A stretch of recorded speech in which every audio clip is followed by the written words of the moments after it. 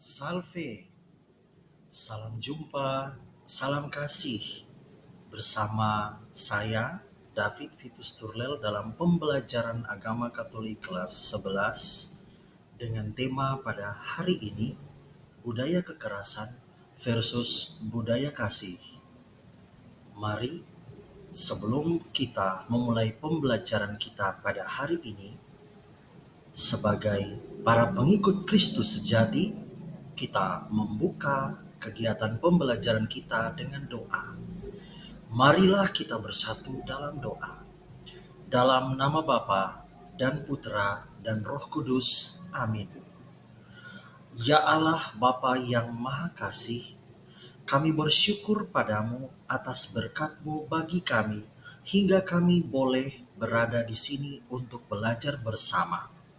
Curahkanlah Roh Kudus-Mu bagi kami, agar kami mampu memahami ajaran-Mu dan mengamalkannya dalam hidup kami, baik di sekolah maupun di dalam keluarga dan masyarakat. Doa ini kami haturkan kehadirat-Mu dengan pengantaran Kristus Tuhan kami. Amin. Dalam nama Bapa dan Putra dan Roh Kudus. Amin. Para siswa sekalian, berdasarkan pada pokok bahasan kita pada hari ini tentang budaya kekerasan versus budaya kasih, ada 3 pembahasan yang akan kita telusuri bersama pada hari ini. Yang pertama, tentang apa itu kekerasan. Yang kedua, apa itu kasih. Dan yang ketiga, kita akan membahas tentang apa yang dipilih, kekerasan ataukah kasih. Sebelum kita sampai pada pilihan apakah kekerasan ataukah kasih, terlebih dahulu kita perlu memahami pengertian dari kekerasan maupun dari kasih.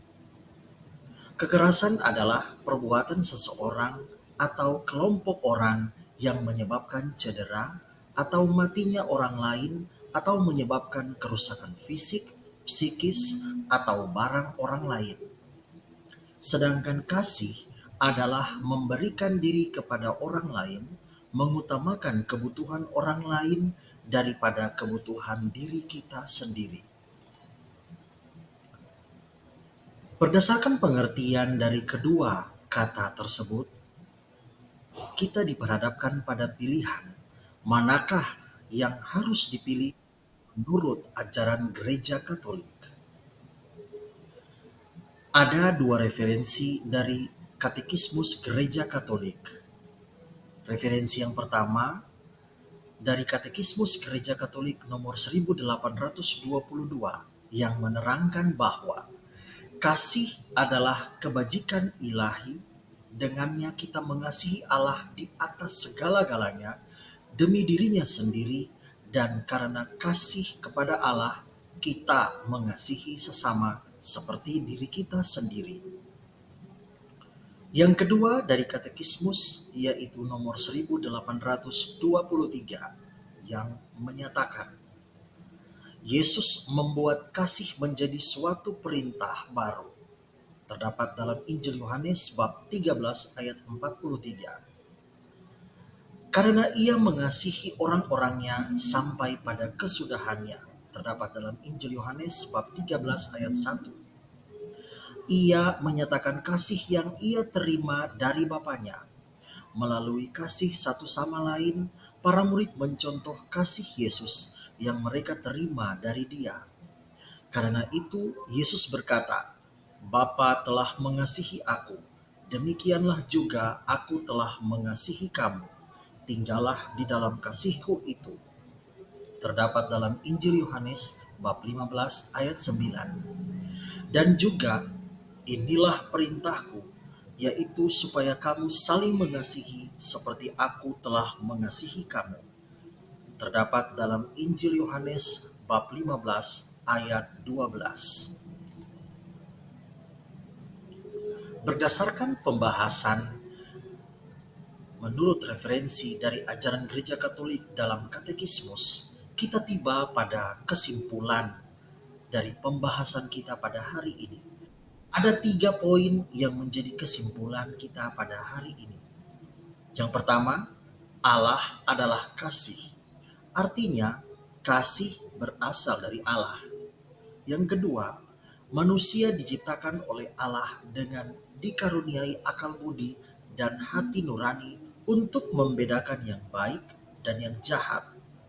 Dan yang ketiga, sebagai kesimpulan puncak dari pembelajaran kita pada hari ini, yaitu kasih adalah hukum yang terutama dari segala hukum di alam semesta.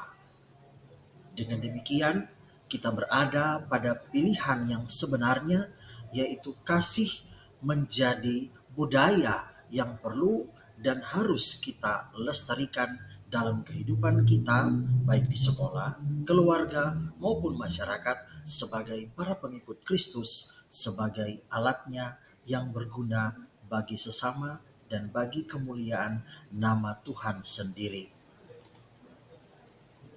Para siswa sekalian, mengakhiri pembelajaran kita pada hari ini, mari kita bersatu dalam doa mengucap syukur atas rahmat Allah, atas penyertaannya dalam pembelajaran kita di hari ini.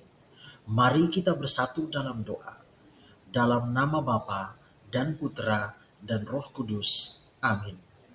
Ya Allah Bapa yang Maha Rahim, kami bersyukur padamu atas cinta kasih-Mu bagi kami, teristimewa dalam pembelajaran kami di hari ini.